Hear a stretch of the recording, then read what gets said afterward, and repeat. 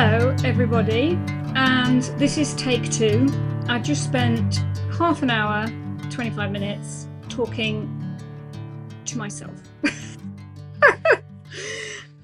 So the missing conversation, which was this week's theme, was completely missed by everybody because Facebook said I was live, bless them, and I didn't realize that the thing was I didn't notice that the wheel was spinning and I actually didn't have a counter and I actually wasn't live.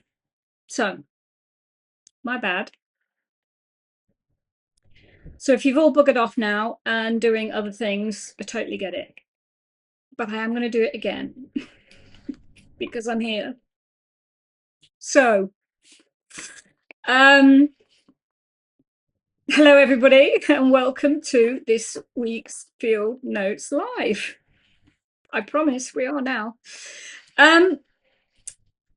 Every Friday, we explore one observation that has been inspired by the Spanish Mustangs during that week. And this week's has been all about the conversations that we are missing.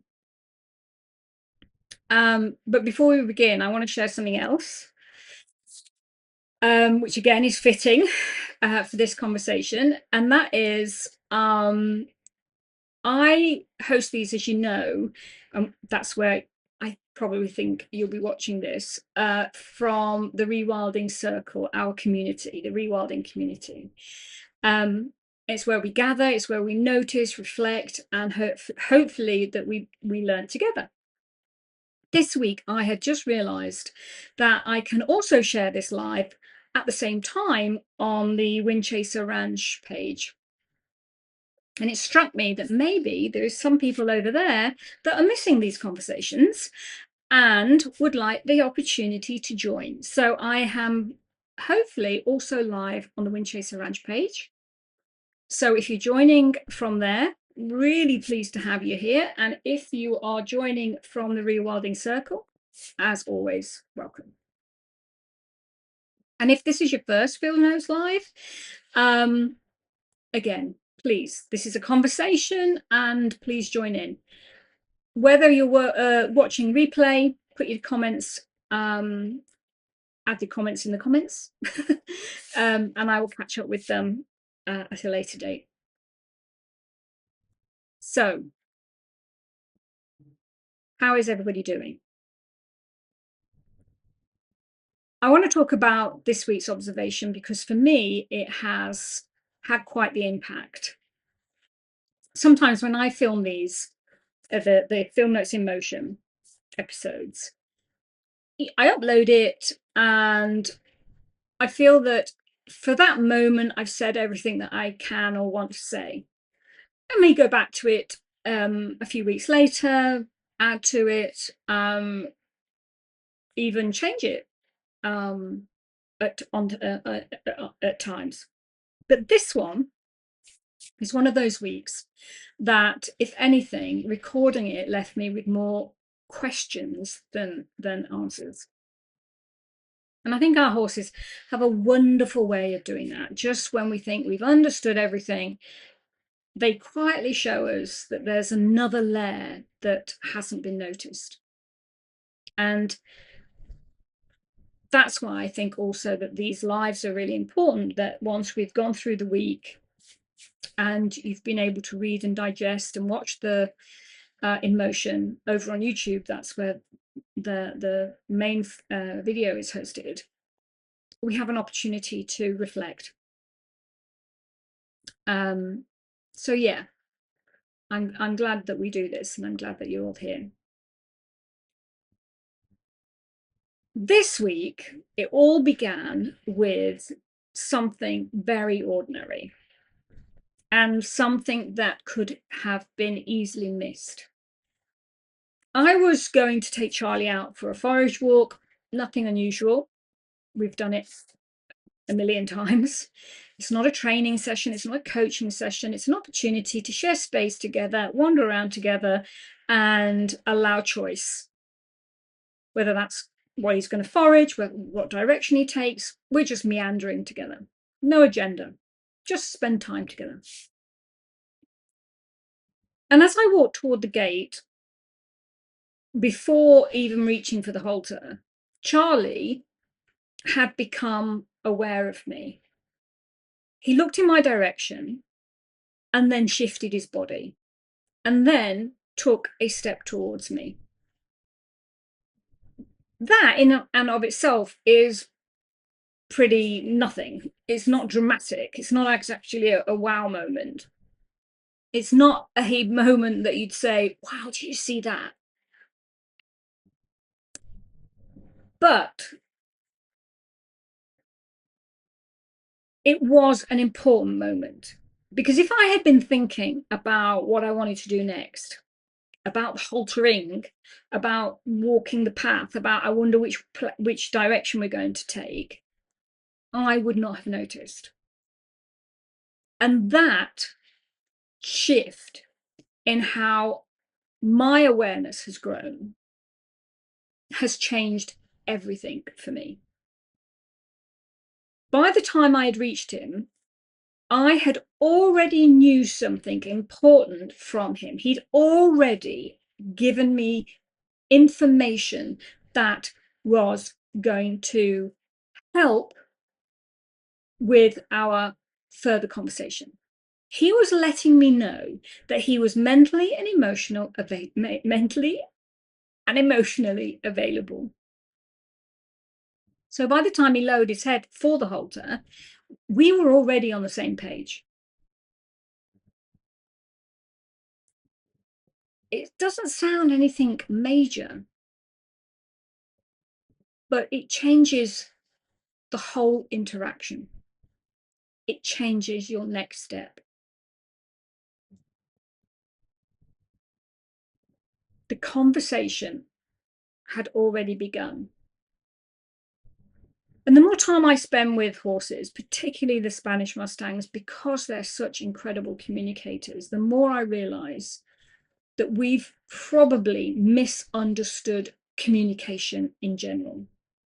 I think we think of communication, the conversation is the start of it, the beginnings of it is when we ask for something, when we ask our horse to move, to back up, to stop, to stand quietly. That's the point where we think the dialogue starts. But experience has taught me something very different. I don't think communication begins with a cue. In fact, I know it doesn't. It begins way before that. I think our cue, our ask, our question joins a conversation that they're already having. It's already happening. And I think that is a profound shift. So if that's true, and I believe it is, then every time we walk into a field, we're not beginning a conversation, we are entering one. The herd was already communicating. They've been communicating all day with one another, with the flies, with birds, with the wind, with the cat, with whatever's happening around them. When we arrive, I think the question shouldn't be, how do I start communicating? It should be, what conversation am I walking into? And I think that's something we can recognize from our own lives. That moment when you suddenly realize that the person that you've been speaking to isn't listening. They're there, they're looking at you, they're nodding, but they are checked out, thinking of something else, thinking of what they're going to be doing in the next hour when this conversation has finished. And that feeling is something that makes you feel like you're no longer heard. Or when you're having a conversation with a friend and another person joins in that conversation but does a 180 on the topic and all of a sudden you're invisible. Now, I don't think our horses experience that exactly in the same way that we do, but I do believe they recognize attention. Attention changes the quality of every interaction. When we arrive present now in the moment, our horses notice. And when we arrive already thinking about 3 steps ahead, they notice that too.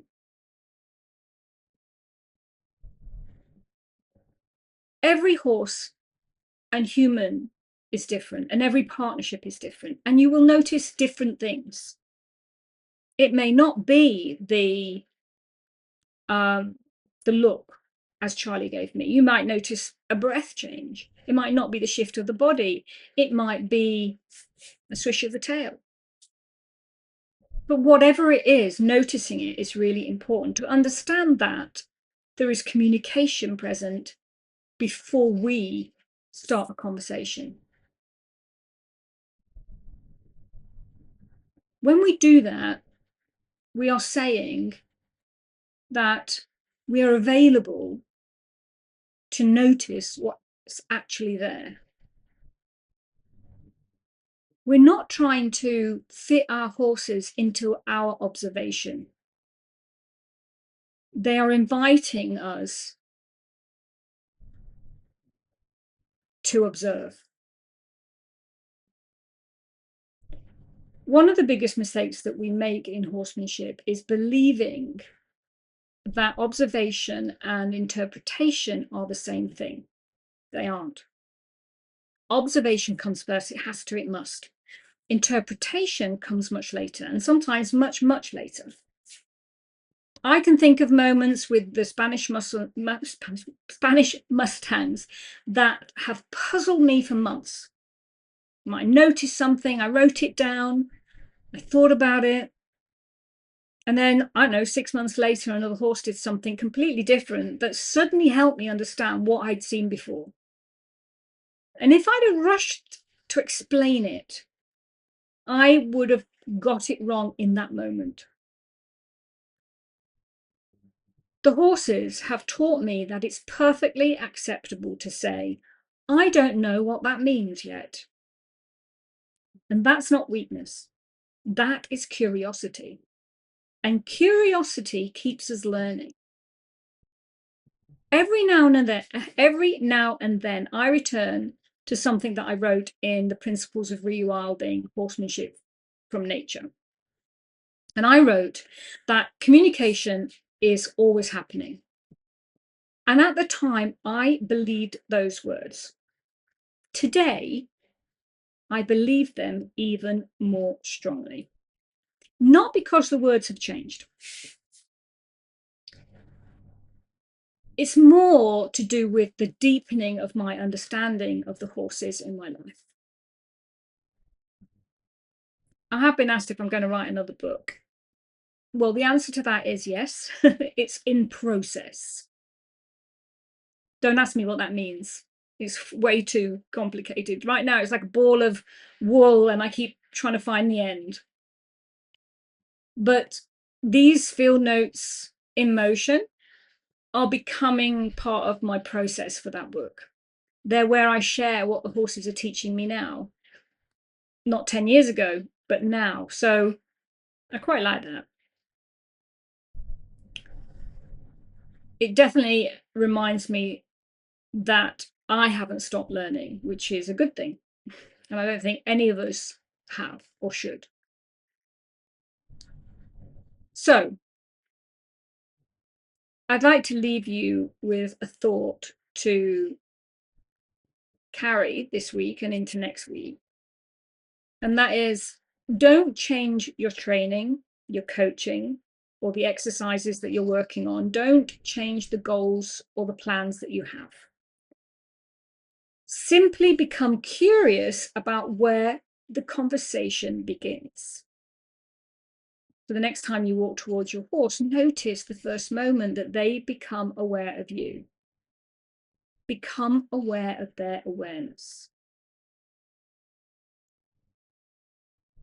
because then you can become fully aware of when you notice them. So just stay with that. Don't have to explain it. Don't try to interpret it. Not yet. Don't analyze it. Don't overthink it. Simply notice it. I have a feeling some of the most important conversations that we'll ever have with our horses begin long before we realize we're part of them. I would just like to be a little indulgent, if I may. Last week was my birthday, and it's the year of the fire horse. And I received this beautiful gift from Joanne Perkins. Now, for those of you that have already bought the book, you will know that Joanne is an incredible artist who illustrated the book for me.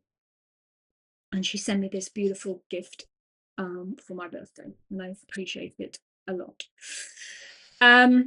So thank you for that little moment of indulgence. Thank you for joining me here, or if you're on replay, great. If you've noticed something this week, I would genuinely love to hear about it in the comments. One observation from your own horse just might help someone else notice something that they've been overlooking. If you are watching from the Windchaser Ranch page, assuming that it worked and you've enjoyed this conversation, you're always welcome to join us in the Rewilding Circle, the community. It's where we continue these observations throughout the week, and I'd love to see you there. And of course, for those joining from the Rewilding Circle, I'd love to see you too. So until next time, keep noticing. Take care. Bye for now.